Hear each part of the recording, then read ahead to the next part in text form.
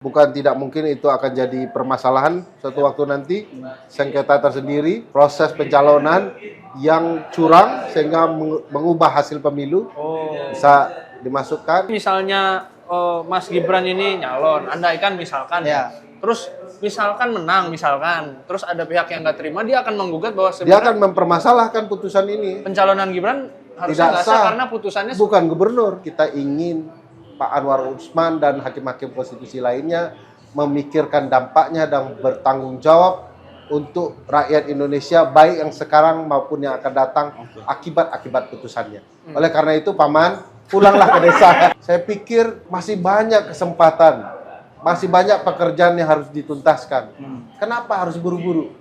Apa karena Bapak mau segera berakhir? Bagi saya, Gibran bukanlah Jokowi dan harusnya Gibran menunjukkan tanpa Jokowi dia juga bisa. Dan yang paling top itu kalau Gibran bilang, silahkan putusan bilang apa, saya tetap mau. tidak maju.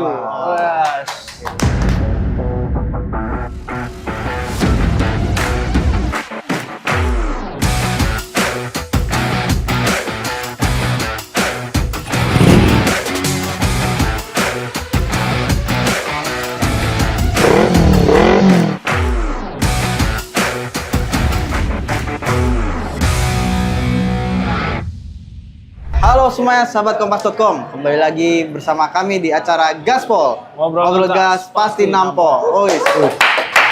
Bung Vito nih kurang semangat untuk Gaspol, ngegas tapi nampol kok nggak semangat, kenapa? Iya, soalnya habis ada putusan ya. Terus putusan apa tuh? Putusan yang membuat kita sedikit kecewa ya. Oh, kecewa. Karena kemarin paman datang. Paman datang bagus. Pamanku dari Iya, Anda semua udah tahu lah kisi-kisi dari ini lah ya. Kita akan bahas apa? Kita akan membahas. Ini kita nggak usah perkenalin dulu diri dulu nih. Oh ya, saya Dito. Saya Vitorio. Oh, Yes, udah kenal. Iya, kita akan bahas putusan Mahkamah Konstitusi yang pada akhirnya setelah sekian bulan mungkin ya bergulir, akhirnya menemukan ujungnya bahwa sosok di bawah 40 tahun bisa jadi capres atau cawapres selama pernah menjadi pejabat yang dipilih lewat pemilihan umum ya. Bisa gubernur, wali kota, bupati, ataupun Caleg, anggota DPR lah ya, anggota DPR. DPRD. Nah, untuk membahas ini kita udah kedatangan siapa nih, Vito? Kita bersama dengan Bang Ferry Amsari.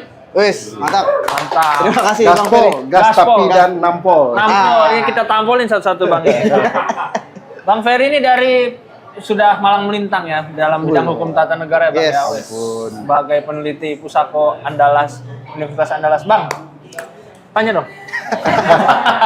Gitu, smooth banget. Ya, Bang Ferry, ini kita lihat kemarin publik entah bisa dibilang kaget atau enggak lah ya, tapi kan reaksinya sangat beragam gitu terhadap putusan kemarin. Kalau dari Bang Ferry sendiri melihat putusan kemarin itu seperti apa gitu? Dito kaget nggak? Kalau saya lebih di prank sebenarnya. Saya juga merasakan hal yang Udah sama. lumayan happy lah gitu ya, cuma akhirnya ya ternyata begitu hasilnya. Tiga putusan pertama menurut saya itu sesuai dengan aspirasi publik ya. MK bicara perlindungan konstitusional, fairness dalam pemilu dan segala macam.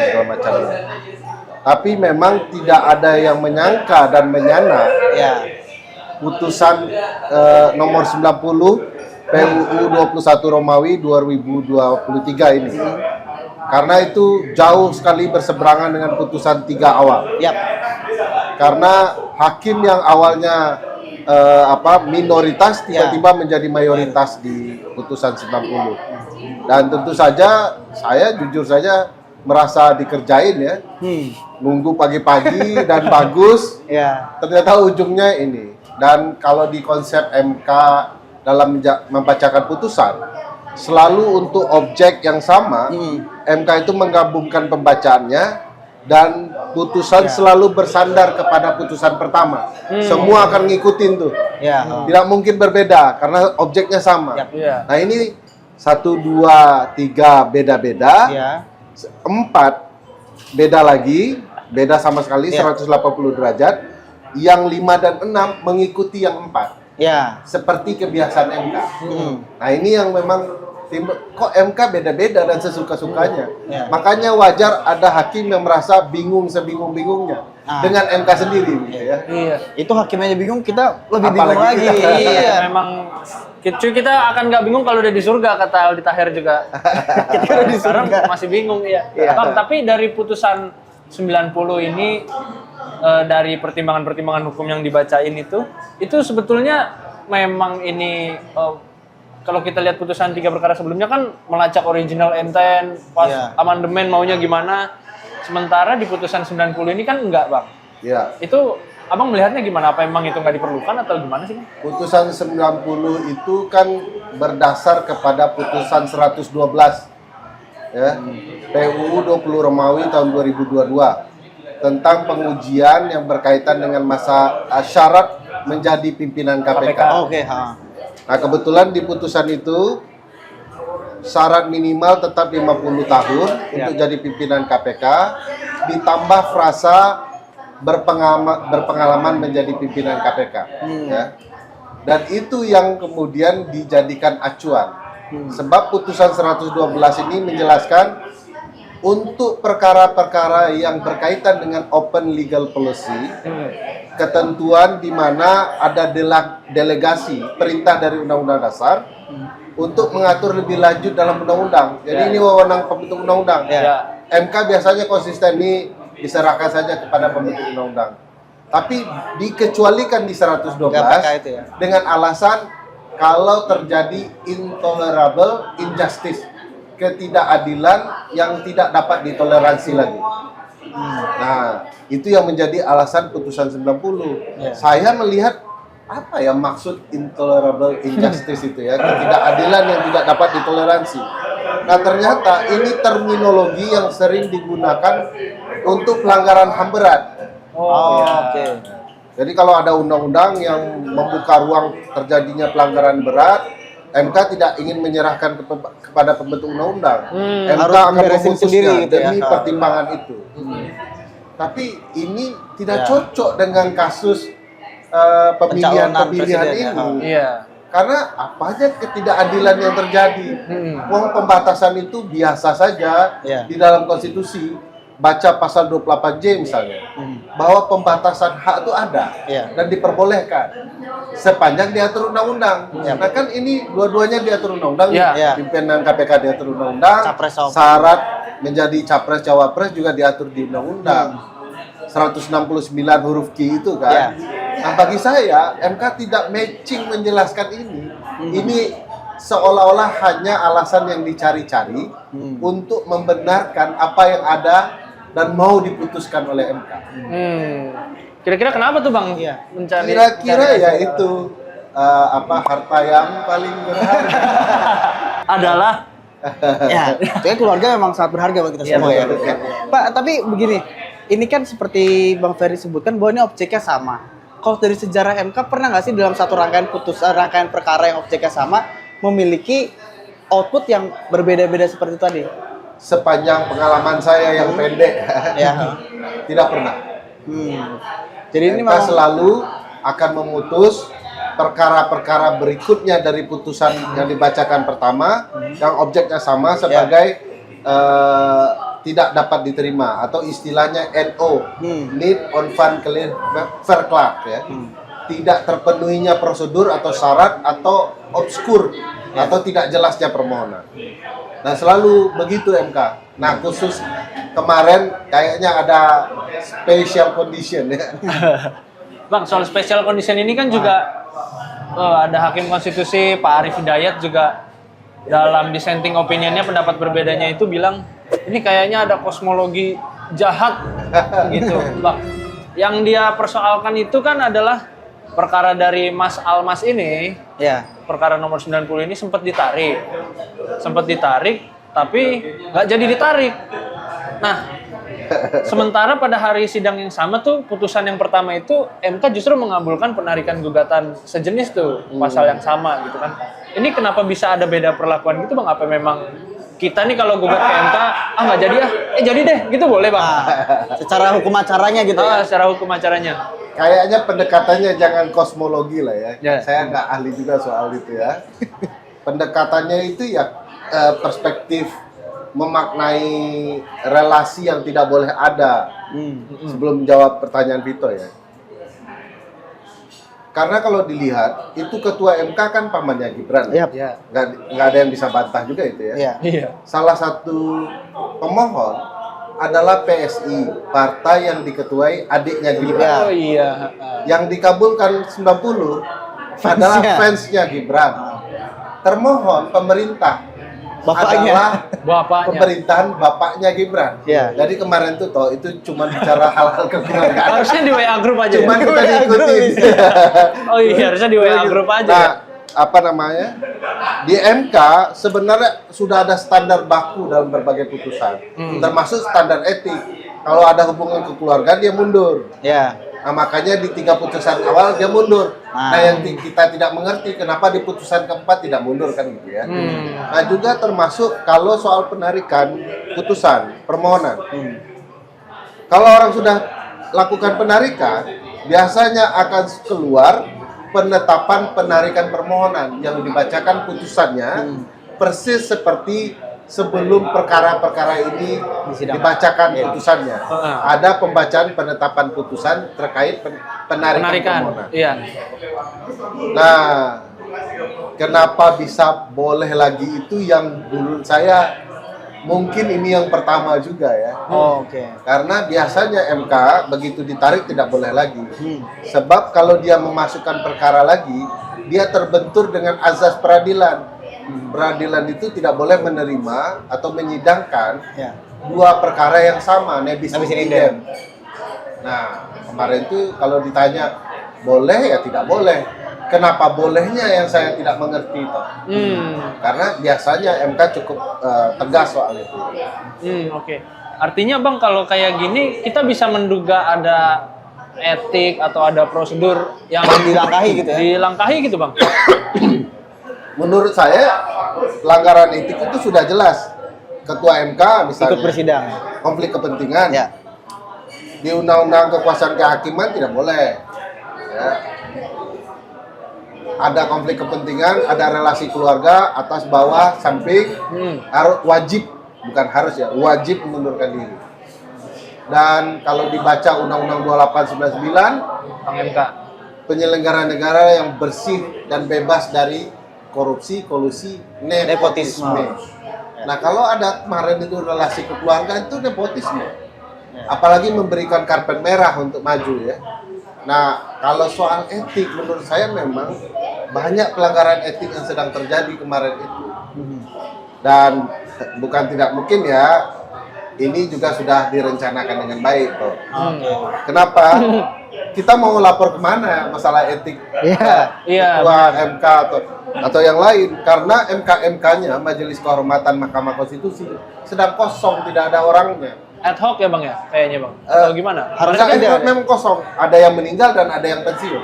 Oh, kemarin kan yang pas putusan Guntur Pak Hamzah ya? Hamzah kan sempat ada MK-MK-nya tuh. Iya, dilaporkan tapi ada putusan tapi tidak jelas itu. Heeh. Karena ditunjuk MK-MK-nya sendiri kosong. Oh, gitu. Artinya kita nggak bisa apa? Gimana sih Bang? Apa yang memang sekarang kita benar-benar nggak punya tempat melapor atau memang harus nunggu MK membentuk majelis kehormatan Iya. lagi gitu? Ya menurut saya MK harus segera lah bentuk MK-MK supaya ada forumnya ya. Iya. Jangan orang bergosip se-Indonesia mempermasalahkan. Tapi ini, nggak ada outputnya Tapi ya? nggak ada forumnya, nggak ada outputnya. Harus dibentuk. Kedua, ikuti pengalaman Pak Guntur kemarin. Ada upaya untuk melakukan proses lain ya untuk menerima pelaporan. Walaupun yang ditunjuk adalah orang-orang yang coba didekati lebih dekat dengan MK juga ya. Yang ketiga bisa dilapor ke Komisi Yudisial. Oke. Cuman problematikanya ada putusan MK terdahulu 005 kalau masih ingat ya, bahwa Hakim Konstitusi bukanlah subjek hukum yang termasuk pengawasan Komisi Yudisial. Tapi hakim yang lain boleh. Artinya MK ini kalau dikatakan ya super body juga gitu, nggak tersentuh juga gitu, Bang. Iya, 9 orang yang sangat powerful ya. Makanya almarhum Prof. Sacipto Raharjo bilang itu 9 hakim konstitusi itu mulutnya bisa menyemburkan lidah api ketatanegaraan Oh iya. politik gitu. Oh iya. Nah ini kerasa sekarang. Ini kerasa kebakar ya Bang? Kebakar semua. Bang Ferry, ini kita agak mundur tadi. Tadi Bang Ferry sempat menyebut bahwa semacam acara keluarganya Pak Jokowi lah kemarin itu. Tapi salah satu yang menarik adalah ini agak lucu juga sih sebenarnya, nggak pernah saya baca bahwa ketika seseorang mengajukan gugatan atau uji materi ke MK, salah satu alasannya karena saya mengagumi seseorang lain. Dalam kasus ini adalah seorang mahasiswa mengagumi Gibran sehingga dia akhirnya ingin dalam tanda kutip mungkin memperjuangkan Gibran supaya maju sebagai capres atau cawapres. Nah, Bang Ferry melihat ini apakah sesuatu yang janggal atau gimana sih, kok bisa-bisanya ketika kita ingin mendapat legal standing mengaitkan kepada sosok tertentu? Harusnya kan objektif bukan sih? Seharusnya begitu. Saya memang merasa janggal di beberapa hal soal legal standing di berbagai putusan MK. Yap. Termasuk yang kemarin. Tidak terlalu kuat legal standing, alasan legal standingnya ya. Hanya karena dia fans Gibran. Ya. Yang karena Gibran berhasil memajukan ekonomi, serta merta dia punya hak memberikan jalan kepada Gibran. Pertanyaan besarnya, kenapa tidak Gibran aja yang langsung? Ah, betul. Bagaimana kalau Gibran tidak nyaman dengan ini? Iya. Tiba-tiba boleh. Jadi kan tidak cocok lah ya. MK kan memberikan standar ada kerugian konkret yang langsung menimpa orang itu. Yap. Masa peristiwa berhasilnya Gibran Memimpin membangun Solo. ekonomi Solo itu punya relevansi dengan Gibran juga akan mampu memimpin Indonesia Republik lebih besar, Indonesia. Kan jauh sekali ceritanya. Ya. Dan nggak bisa jadi alasan keberhasilan di Solo untuk hak dia. Makanya ini terlalu menyederhanakan. Jangan-jangan MK sebenarnya memang sudah punya putusan sebelum pemohon masuk. Oh, Nah, oke. tinggal menunggu saja. Ada yang cocok dalil-dalilnya ya. Oh. Karena ada beberapa perkara juga MK itu sering misalnya mengabaikan permohonan. Ya. Kalau masyarakat sipil tuh diteliti betul itu apanya ya legal standingnya. Misalnya sekarang tidak boleh masyarakat sipil bawa NPWP nomor pokok wajib pajak untuk menguji undang-undang kecuali terhadap undang-undang yang berkaitan dengan keuangan negara. Oke. Konkret harus jelas nih. Iya. Walaupun saya merasa aneh juga MK Iya. itu. Nah, apa alasannya yang si Almas ini ya Iya. tiba-tiba ada kerugian konkret di Iya. dirinya? Ada 280 juta warga negara Indonesia kalau mengajukan permohonan Iya. dengan alasan suka dengan kepala Iya, daerah benar. tertentu, ini hancur MK. Iya. Dan MK sepertinya menyederhanakan masalahnya. Dan menyederhanakan itu karena relasi Karena keluarga itu tadi bisa jadi. butuh karpet merah dan jembatan emas menuju proses pencalonan tanggal 19. Bang, tapi sebentar. Ini terkait relasi ini. Tapi kan MK itu nggak cuma Anwar Usman seorang, ada 8 hakim lain yang Benar, mungkin benar. bisa dikoreksi apakah kolektif kolegial itu sebenarnya kurang paham sebenarnya. Tapi mungkin harusnya agak setara karena namanya hakim begitu ya. Seberapa berpengaruh sih seseorang ketuanya punya kedekatan dengan keluarga presiden tapi bisa mempengaruhi 8 hakim yang lainnya? Dimulai dengan menjawab secara sederhana. Segala jabatan yang diperebutkan, Ya. biasanya ada powerfulnya, ada powernya. Yap. Nah, kalau bicara soal posisi 9 hakim dalam memutus, mereka setara. Ya. Dalam memutuskan suaranya one man one vote Ya. ya kurang lebih gitu ya. Tetapi dalam mekanisme dan prosedur, ketua MK itu sangat menentukan komposisi. Oh, Misalnya, dia akan selalu mulai RPH dengan bagaimana tanggapan respon orang dan putusan 8 hakim yang lain. Di ujung, kalau dia split decision jadi 4-4, Ya. ketua MK sangat menentukan cerita Oke. apakah dikabulkan tidak dikabulkan permohonan. Oke. Ya, sangat menentukan. Ya. Kenapa metodenya ketua terakhir? Supaya orang menghormati putusan ketua. Ya, karena terakhir. Dia sangat menentukan dan ketua bisa menjaga marwahnya juga. Dulu katanya kalau sudah 5-3 gitu ya. Lalu kalau 5-3 itu hakim ketua itu biasanya nempel ke 5 aja. Suara Karena terbanyak kalau aja. dia 4, orang akan melihat wah marwahnya ketua MK Atau kok disenting? disenting begitu segala macam. Jadi ini juga bagian strategi ya untuk kemudian MK menjaga marwah ketua dan marwah lembaga juga terjaga. Tapi di akhir-akhir ini seringkali putusan ketua malah merusak marwah lembaga. Ini problematikanya. Bang, cuman kan dalam dissentingnya Prof. Saldi, itu kan dia mengungkapkan bahwa sebetulnya ada dua, awalnya nih di 3 perkara yang di sidang awal nih, komposisinya 6 lawan 2. Ya. 6 menolak, 2 setuju. Tapi di perkaranya Almas tiba-tiba ada 2 yang tadinya nolak, ikut jadi setuju nih.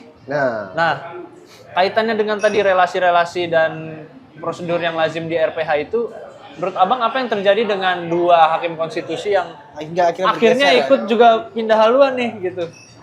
Iya, saya nggak tahu persis ya kenapa ada perubahan.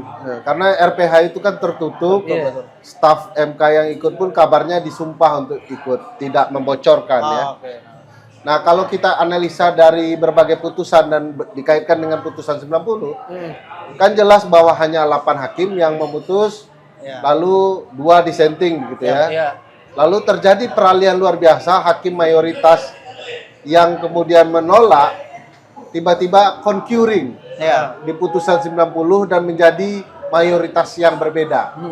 Kalau dibaca baik-baik sebenarnya ini putusan juga harus perlu dibaca baik-baik. Iya. Ya. 5 hakim ini mayoritasnya hanya untuk membolehkan orang di bawah usia 40 dapat menjadi capres dan cawapres jika punya pengalaman atau pernah atau sedang menjadi gubernur. Yap. Sisanya mereka split juga. Ya. 3 mengatakan semua bebas. elected official boleh, ya. Mau bupati, wali Bupati, kota, wali kota, anggota DPR, DPR, DPRD, DPD begitu boleh, ya. Dan yang 2 ini tidak, hanya kepada gubernur, karena gubernur pernah menjadi wakil pemerintah di pusat, wakil pusat di daerah, ya. Oke. Dan dianggap itulah bagian pengalaman yang cocok untuk Jadi pemilihan presiden. presiden. Nah, mereka split juga nih yang 5 jadi 3. 3. Oleh karena itu pendapat saya 5 ini hanya memperbolehkan ya seorang mantan gubernur atau sedang menjabat untuk menjadi calon presiden atau wakil presiden jika usianya di bawah 40 tahun. Yang lain tidak boleh. Iya. Yang lain pecah suaranya. Hanya didukung 3 suara. Oleh karena itu kalau kita mau patuh kepada putusan MK, KPU juga karena sifatnya erga omnes, final and binding, juga hanya memperbolehkan orang di bawah 40 tahun yang memiliki pengalaman sebagai gubernur atau sedang menjabat sebagai gubernur. Tapi kan amarnya jadinya Nah, Ya, di atas kertasnya. ini kan pertanyaan gitu ya. Vitonya yang menarik, bukan soal pertimbangan kan? Iya. Amarnya. Kenapa pertimbangannya Ya. begitu, concurringnya begitu, tapi amarnya bulat? Ya. Nah, menurut saya mereka sendiri mungkin kebingungan dalam memperdebatkan apakah menyebut langsung, tidak menyebut langsung. Menurut saya toh, Iya, Bang. putusan yang 2 ini tidak cocok jadi concurring. Lebih Alasan berbeda. Cocoknya Dissenting. jadi dissenting opinion. Apa sebabnya dissenting jadi concurring? Nah, saya tidak tahu politik di dalam itu. Karena ini Politik di dalam itu. akan berbeda ya nuansa putusan kalau kemudian mereka dissenting. Dianggap concurring karena memang Pada dasarnya membolehkan. pada dasarnya membolehkannya hanya Membolehkan. gubernur. Ya. Beda nih amarnya, simpulannya 2, 3, 2 Dua, ini. tiga. Oh, gitu Nah, ya, Bang. dalam konteks itu, perbedaan pertimbangan concurring dengan amar bisa juga dilapor dalam pelanggaran etik. Karena kan oke. hakim itu dituntut kehati-hatian, detail. Wong negarawan yang paham konstitusi dan ketatanegaraan, Iya, masa iya. buat putusan salah-salah kan? Iya. Misalnya. Nah, tapi dengan bukan dinamik apa kasus beda antara pertimbangan dan juga amar secara praktis kepada pendaftaran capres besok ini kan bentar lagi ya. Itu sebenarnya yang dipakai mau tidak mau ya amar ya kan pada akhirnya. Ya tentu amar dengan berbagai diktumnya menjadi pegangan utama. Tapi tidak pernah orang hanya sekedar membaca diktum, Dito. Selalu juga pertimbangan hakim juga dibaca. Oke. Supaya mengerti maksud amar ini apa. Oh. Nah, itu. Karena harus diingat putusan itu bukan sekedar amar. Ya. Putusan itu paket komplitnya putusan. Dia satu badan. Jadi untuk paham diktum, baca dulu pertimbangan, baca dulu concurringnya. Jadi saya merasa ya kalau KPU hati-hati, bisa-bisa yang terjadi persis seperti concurring. Hanya gubernur. Hanya gubernur. Apalagi KPU kan harus berkonsultasi dengan Komisi 2 DPR Ya, bikin yang PKPU. kebetulan yang mayoritas adalah PDIP yang tidak setuju dengan putusan ini. Oke. Artinya Pak Ferry ingin mengatakan bahwa walaupun putusannya kampanye seperti itu masih ada kemungkinan bahwa pada akhirnya Gibran belum bisa maju Belum nih bisa. di Pilpres ini. Ya, belum bisa kalau betul-betul membaca putusan Ya. secara lengkap. KPU tinggal KPU nih Ya, dengan isinya ya. Komisi 2. Tapi kan sayangnya kita hampir bisa dikatakan tidak ada hari lagi ya. Iya. Tinggal 2 hari sedang reses pula, reses lagi DPR. reses, iya. Nah, ini perlu ada upaya-upaya yang lain. Seingat saya di masa Covid, antisipasi itu adalah dengan melakukan rapat via Zoom. Oke. Nah, apakah rapat konsultasinya? ini bisa dilakukan atau Iya, tidak? iya. Tapi kalau misalnya KPU memutuskannya sesuai dengan Amannya. pertimbangan bahwa hanya boleh gubernur, itu nggak nanti akan dibilang melangkahi amarnya gitu bang? Iya, makanya tadi kan kita bicara amar itu tidak berdiri sendiri, ada pertimbangan. Ini dia membalikkan gagasan itu. Ini kajian filsafat. Apakah kemudian kalau kita menjalankan pertimbangan tidak melanggar amar? Tentu kalau dilihat hanya amar bunyi amar, kita akan dianggap melanggar amar. Benar. Ya. Tapi kalau dibaca secara lengkap, tidak ada yang dilanggar. Nah, sekarang mau Pakai menggunakan pendekatan apa dalam membaca putusan? Ahli hukum ada yang berbeda, dia yakin amar aja dibaca, kalau amar aja dibaca, untuk apa Pertimbangan supaya setebal itu ya? Ngikutin iya juga, berjam-jam benar. kita ketik ya. Iya. juga. Jadi ya harus juga dibaca pertimbangannya. Oke. Pertimbangan kita jadi tahu maksud hakim itu apa.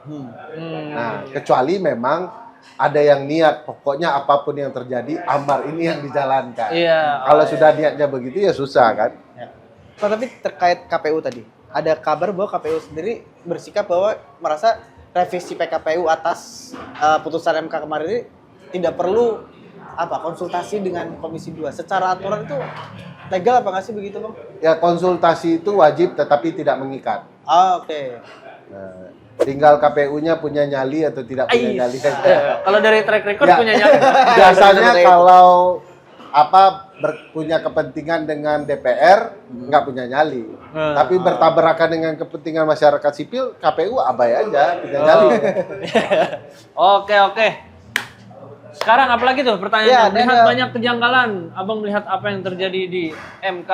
Wah, tadi soal Sebenarnya masalah MK ini mungkin sekarang baru publik lebih banyak melihat kerasanya, sedangkan kalau kita lihat beberapa tahun kemarin ada-ada aja sebenarnya masalahnya nggak sih? Iya, cuman ini yang paling kentara ya kelihatan Iya. gitu. Maksanya. Iya. Ya komposisinya yang aneh menurut saya. Generasi pertama kalau ada yang masih ingat itu generasi terbaik menurutku. Iya. Oh. Ya belum terlalu banyak politisi masuk. Nah sekarang sudah sangat politisi masuk juga, kemudian kalau bukan politisi ya dikendalikan politisi. Ingat nggak peristiwa Pak Aswanto dipecat diganti Iya, Pak diganti. Guntur? Omongnya apa? Sebagai pemilik saham, kami bisa mengganti direksi kami di MK kapan saja. Berarti MK itu perusahaan. Oke. Hakim konstitusi itu direksi yang bisa dicabut oleh Pemilik pemilik saham. modal kan. Iya. Dan itu yang terjadi dengan Pak Guntur, menjalankan kepentingan para pemilik saham. Oh. Nah, yang agak janggalnya waktu dia dimasukkan kan pemilik sahamnya PDIP ya. Iya. Nah, pemilik sahamnya PDIP tapi kok Kayaknya ada yang berkhianat juga ya.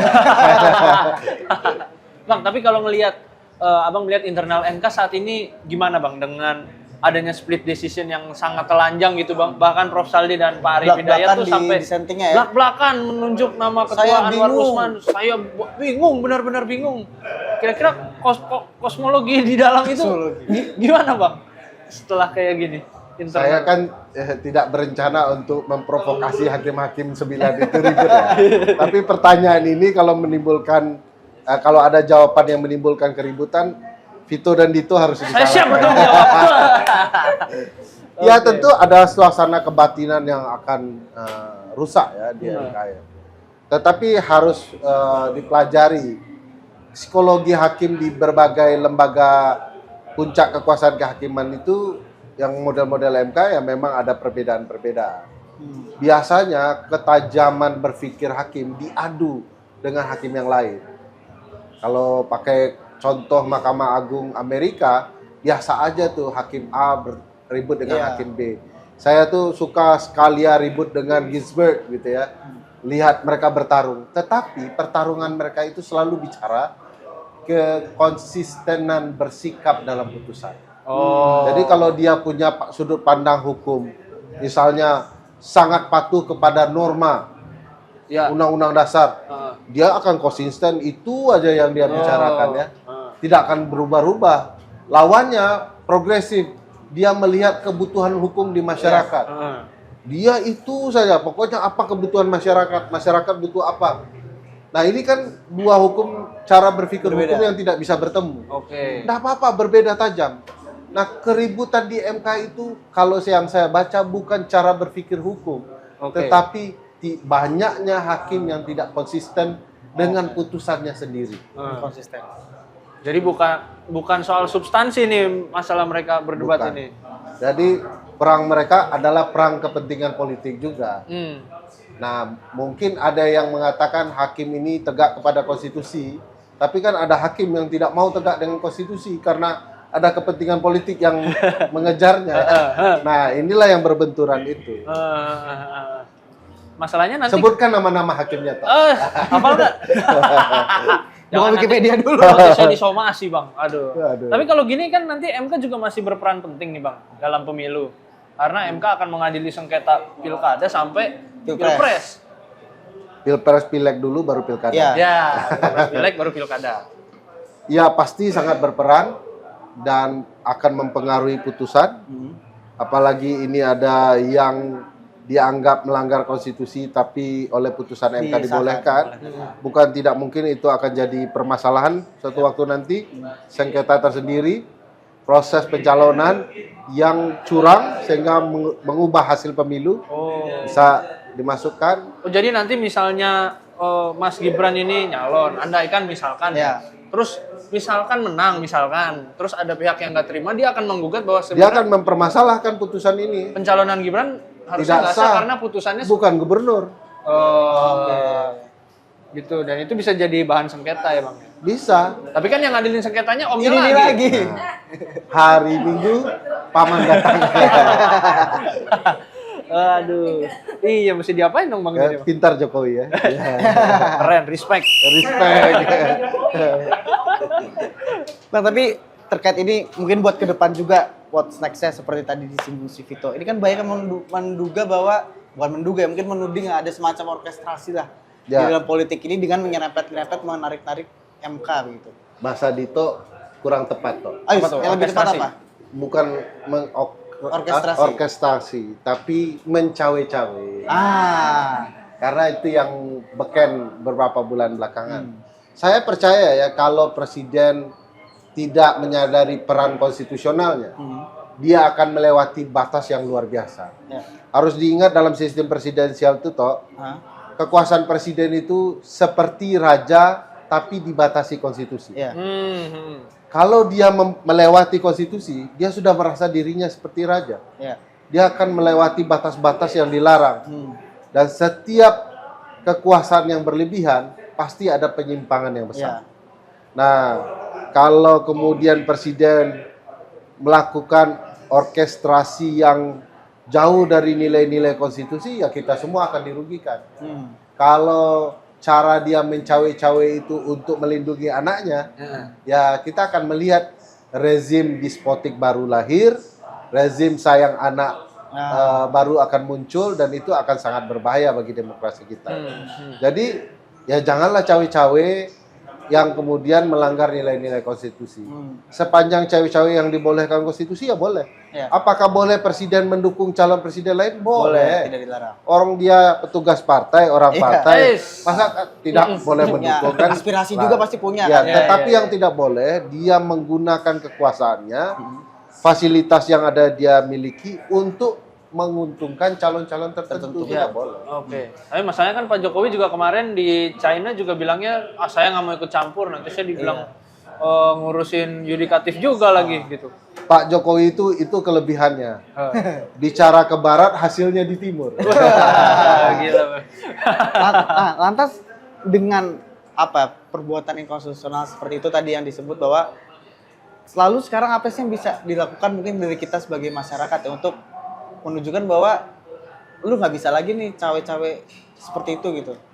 Ya, publik itu punya tradisi politik sendiri yang harus dia ciptakan. Namanya rekayasa politik oleh publik gitu ya. Di beberapa negara maju, misalnya orang sudah tidak nyaman dengan kepemimpinan Demokrat di Amerika 10 tahun. Ya. Abong, semua nih Demokrat 10 tahun. Bondong ke Republik. Mereka sepakat mengganti jadi Republik. Otomatis saja itu publik. Iya. Terutama swing voters ya. Anak-anak muda penentu dia akan alihkan. Nah, kita harus punya itu. Ini 10 tahun ini semua hal dinikmati oleh keluarga tertentu misalnya. Keluarga cemara tertentu misalnya. Ya ganti gitu ya. Itu bukan karena kita mau condong kepada orang lain, calon-calon lain. Inilah rekayasa publik untuk memberikan pelajaran orang-orang politik dan partai politik bahwa mereka nggak boleh bohong. Kalau sudah diberikan kesempatan, kami akan ganti Anda. Bang, kalau misalnya saya jadi kepikiran Bang, kalau misalnya emang nanti Mahkamah Kehormatan Majelis Kehormatan MK ini dibentuk, itu bisa ini nggak Bang membuat misalnya pencalonan Mas Gibran jadi Terganjal. jadi nggak memenuhi syarat gitu Bang? Pelanggaran etik yang terbukti tidak bisa membatalkan putusan yang sudah dijatuhkan. Oh gitu. Tetapi bukan tidak mungkin hasil dari putusan pelanggaran etik dijadikan alasan untuk menguji kembali. Oke. Menguji Jadi ada kembali JR gimana lagi gitu maksudnya, ya. Mas? Putusan itu bahwa ini ada kondisi baru yang bisa dibuktikan bahwa proses penafsiran yang lalu itu cacat keliru. kepentingan. Cacat Seperti kasusnya kepentingan. di Guntur Raja sempat Ya, ada semacam isu novum yang tadi. lah, alat bukti baru. Oh, alat bukti Tapi baru. kita kalau di MK kan istilahnya alasan yang berbeda. alasan. Oh, cuman karena emang pendaftaran tinggal 2-3 hari lagi, Ya, Hampir sudah tidak. tidak. Jadi Hampir. Sudah diperhitungkan sama orang yang ke China tadi. Dia sudah pilotnya yang ke China. Iya kan, lihatlah bahwa perkara ini RPH-nya, rapat permusyawaratan hakimnya udah lama. Iya, baru diputus kemarin. Baru diputus kemarin. Hamin Dekat 3 lagi pendaftaran. Hamin 3. Oh. Semua sudah terencana dengan baik. Udah Sengaja ada jadi grand dipepetin. design lah ya. Iya. Makanya ini pembelajaran juga bagi publik yang bilang Jokowi itu kayak orang bodoh, pelangap pelongo. Wah, Iya. Jokowi itu jenius, men-set Jenius. berbagai hal, termasuk keren. kasus ini. Orkestrasi ya. Asik. Orkestrasi. Walaupun kalau orkestrasi itu musiknya kayaknya enak ya. Enak, kok. Kalau ini agak gedublak-gedublak gitu ya. Ya, tapi kan enak tergantung Memang buat agak siapa kasar juga ya. kan. Oh iya, ini agak hard Ya, rock. mungkin Ini ada hard rock ya, Mental. hardcore dia. Hardcore iya. Apa lagi? Tapi dengan kedepannya, ini kan MK tadi Bang Ferry sempat menyinggung bahwa MK ini semakin politis lah gitu Ya. ya. Tapi kan kita lihat ke depannya MK juga akan kedatangan juga satu hakim yang punya latar belakang Oh politikus iya, begitu Pak ya. Arsul ya. Kira Pak Arsul. saya kurang tahu kapan akan dilantik, kapan mulai aktif ya. Cuma kan Januari kayaknya. itu pasti akan sangat berpengaruh juga ke Komposisi ya. komposisi dan juga apalagi momennya juga momen politis banget kan. Oh iya, Sengketa pilpres, sengketa pemilu dan sebagainya. Kira-kira bisa mengharapkan apa lagi sih dari MK ini dengan komposisi yang berubah, tanpa komposisi berubah pun sudah kayak begini gitu kondisinya. Sebenarnya kalau disepakati menerapkan pasal 24C Undang-Undang Dasar soal Mahkamah Konstitusi, kan kalau diperhatikan kalimatnya ya, Hakim Konstitusi itu diajukan oleh, Iya. diajukan bukan diseleksi, Ya. oleh DPR, Presiden, dan Mahkamah Agung. Jadi saya kalau mau berpendapat harusnya proses seleksinya tetap kepada lembaga independen.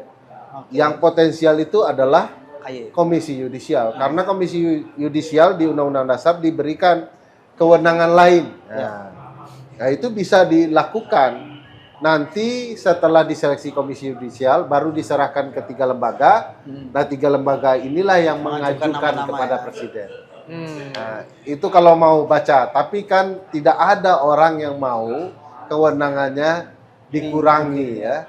Nah, sejauh ini DPR, Mahkamah Agung dan Presiden tidak pernah mau mengurangi soal ini. Oke. Bang, tapi kan apa emang iya pasti hakim yang diajukan DPR itu nanti akan memihak pada penguasa gitu. Karena kalau saya nggak salah ingat kayaknya Prof. Saldi juga diusulkan diajukan presiden ya. Ada hal yang perlu diketahui di konsep pemilihan politik terhadap hakim. Yaitu harus ada mekanisme yang menjauhkan hakim-hakim pilihan politik itu dari politik balas budi. Oke. Nah, kalau di beberapa negara dia dikaitkan dengan masa jabatan. Jadi masa jabatannya dibuat panjang. Ada yang seumur hidup. Yap, di Amerika. Begitu sudah dipilih, udah ngapain lagi? Saya nggak akan berurusan dengan Anda. Ini ya marwah saya yang harus saya lindungi dengan melalui putusan-putusan. Oke. Ada yang panjang, kita kan panjang ya, 15 tahun atau 70 tahun usia.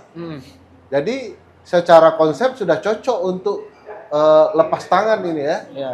Begitu sudah dipilih, ya lupakan. Bye-bye. Nah, perlu diingat oleh hakim konstitusi yang dari partai, dari presiden, dari Mahkamah Agung, sudahlah lupakan kepentingan lembaga itu. Ya. Toh pengalaman Aswanto tidak bisa diulang lagi menurut putusan MK kan. Nah, sayangnya hakim MK kan juga tidak kompak. Iya. Awalnya dipecat, malah dia tetap datang pelantikan kan. Tapi kan putusan di pencopotan Aswanto juga diubah-ubah gitu, Bang. Iya, itu mekanisme paling aneh, paling ajaib. Orang dipecat tanpa ada salah, Ya. orang dilantik juga tidak jelas tanpa ada proses seleksi, Ya. calon tunggal Asal langsung tunjuk aja ditunjuk. Heeh. Jadi sebenarnya putusan MK itu tidak sah karena Pak Guntur Hamzah juga tidak Tidak sah. sah jadi hakim harusnya. Wah, sudah ruwetnya kemana-mana. Bang, tapi kalau misalkan bener nih Mas Wali Kota Solo ini berhasil maju gitu. Dan terpilih. Abang melihatnya itu politik dinasti nggak sih, Bang? Karena kan banyak juga yang nganggap, loh, jurinya tetap Rakyat. gitu. Tetap dia nggak akan bisa berkuasa kalau Tanpa rakyat tidak dipilih rakyat. nggak Nggak dicoblos. Ada berbagai kerusakan yang diciptakan putusan ini. Salah satunya sistem demokrasi internal partai politik. Ya. Oh. Di internal partai itu harus ada mekanisme kapan orang bisa jadi kandidat. Ya. Nggak ujuk-ujuk begitu ya. Misalnya dia berpengalaman di partai, sudah bertahun-tahun di partai ya. Melewati tahapan kalau ingin jadi gubernur, wali kota dulu. Kalau mau jadi DPR RI atau DPRD presiden, DPRD jadi dulu. kepala daerah atau DPRD provinsi dulu gitu ya. Dan itu yang disebut mekanisme kandidasi yang baik. Ya. Nah, oleh putusan ini itu semua dilabrak ya. Pokoknya kalau ada memenuhi relasi kekeluargaan dengan keluarga istana naik. Saya sering bercanda ini soal 3-4 perda saja. Oke. Jadi seluruh mekanisme internal partai itu akan dilabrak dengan 4 perda ini. Perda. Pertalian darah. Oke, Kalau pertalian dia darah. keluarga istana, Aman. keluarga ini, keluarga menteri, keluarga kepala daerah, set langsung nomor 1 atau langsung Akselerasi. jadi kandidat. Oh, iya. Pertalian dakwah. Kalau dia satu dakwah. organisasi, misalnya Oh, iya. alumni Universitas Andalas, wah, dia cocok nih. Pertalian dakwahnya ya. Ya. Pertalian daerah. Oke, kalau latar daerah. belakangnya ya. Sama. Vito Dito sekampung gitu ya. Ya. Dia didulukan lah gitu ya. Nah, yang paling penting perda terakhir. Apa tuh? Pertalian dana. Itu bisa mengabaikan tiga-tiga ini. Sepanjang uangnya banyak, lewat ya. Kalau di kasus yang ini pertalian apa, Bang? Banyak hal. Semuanya benar. Aduh. Apalagi nih? Apalagi Oh, udah mana penutupan pertanyaannya nih. Oh, udah Luar closing. biasa. Oh, Ini- tidak terasa ya kita ngomongin keluarga orang. Udah emang gibah Ya, tuh tapi paling masa keluarga orang juga mempengaruhi banyak orang sih ya? mempengaruhi keluarga kita ini. Memang Iya. gibah keluarga orang ini enak Iya, ya. emang enak bener. Aduh. Rumput tetangga lebih hijau. Iya, hijau-hijau banget. Nah, Apa Pak pesan Ferry. untuk paman di MK? Wah, Lucu. ya, pesan untuk sang paman dan juga sang sang ponakan. ponakan yang bukan insya Allah. Untuk yang- menyelamatkan demokrasi. Nah, Bisa gitu ya? Ya, sekarang dia merasakan untung bagi keluarga dia. Begitu siklus demokrasi berubah, apakah karena situasi berubah, karena paksaan, karena mekanisme yang lain, suatu waktu dia akan merasakan dampak dari putusan. Itu akan merugikannya. Setidak-tidaknya dalam sejarah Mahkamah Konstitusi, kita akan menceritakan ke anak cucu kita semua ada yang namanya Anwar Usman tidak tahu malu terus melakukan putusan untuk kepentingan keponakannya. Itu akan diceritakan. Saya sendiri akan jadi contoh terus Waktu di kuliah ngajar. kekuasaan kehakiman, praktik MK, Ya. ada tuh. Itu akan tersebar bagi seseorang negarawan menghargai marwah lembaga dan dirinya itu adalah nilai yang utama. Orang bisa saja salah, tapi orang harus berani bertanggung jawab terhadap kesalahannya. Orang bisa saja sesat begini ya, tapi orang harus bertanggung jawab terhadap akibatnya. Salah satu hal yang penting kita ingin Pak Anwar Usman dan hakim-hakim konstitusi lainnya memikirkan dampaknya dan bertanggung jawab untuk rakyat Indonesia baik yang sekarang maupun yang akan datang akibat putusannya. Oleh karena itu Paman, pulanglah ke desa. Itu baru buat Itu baru buat paman. Buat keponakannya. Ponakannya. Ponakan, Anda masih muda. Guys. Jauh lebih muda dari saya ya. Saya pikir masih banyak kesempatan, masih banyak pekerjaan yang harus dituntaskan. Kenapa harus buru-buru? Apa karena Bapak mau segera berakhir? Bagi saya, Gibran bukanlah Jokowi dan harusnya Gibran menunjukkan tanpa Jokowi dia juga bisa. Nah, jangan kemudian seperti kerbau yang dicocok hidungnya ya, apa kehendak Jokowi, Gibrannya tampil. Seolah-olah ini bukan kehendak Jokowi dan kehendak Gibran. Ini menunjukkan ada faktor kerakusan tersendiri dalam kekuasaan yang mestinya dihindari Gibran. Dan yang paling top itu kalau Gibran bilang, silahkan putusan bilang apa, Saya tetap mau. tidak maju. Wah. Wani nggak Mas Gibran? Tapi sebenarnya saya tuh ada satu pertanyaan lagi. Oh, Pak, pertanyaan terakhir. Pamannya udah, bentar, pamannya udah, keponakannya udah. Bapaknya keponakannya harus ngapain nih, Pak? Kira-kira pesannya. Tapi karena presiden kan tidak boleh mempidanakan warga negaranya. Tidak bisa. Jadi karena tadi aku kan cerita presiden itu adalah raja yang dibatasi konstitusi. Konsepnya begitu. Artinya presiden adalah orang yang paling powerful. Kepala negara iya, kepala pemerintahan iya, pasukan banyak gitu ya. Bagi saya, citra Jokowi itu akan menentukan masa depan Indonesia ke depan. Semakin baik apa yang dia lakukan akan baik Indonesia ke depan. Semakin buruk, maka akan buruk Indonesia. Minimal kita akan kelelahan memperbaiki kerja Jokowi yang buruk. Oleh karena itu, ya Jokowi bagi saya punya kesempatan terakhir satu tahun tersisa terakhir, ya untuk melakukan sesuatu yang terbaik. Ingat, rakyat Indonesia itu mudah memaafkan dan mudah lupa. Kalau setahun ini Jokowi melakukan pembenahan yang luar biasa, mungkin di catatan sejarah kita akan ini ya. Jangankan di lauh mahfuz ya, hilang catatan dosanya ya. Di catatan kita juga hilang. Dan kita mungkin akan hormat ya kepada presiden ke-7 kita ya. Harus diingat nomor 7 adalah nomor Cristiano Ronaldo dan itu nomor orang yang terbaik dalam sepak bola menurut penggemar Real Madrid. Itu statement terakhir menimbulkan perdebatan juga nanti. Terima kasih banyak Bang Ferry atas waktunya. Kita ya mungkin ngomongin orang sedikit nggak apa-apa lah ya. Ngomongin banyak juga nggak apa-apa ini. Makannya pakai duit kita. Terima kasih semuanya sahabat kompas.com. Saya Rito Ramadan. Saya Vittorio. Sampai jumpa lagi di Gaspol. Ngobrol ngegas pasti nampol. Hey.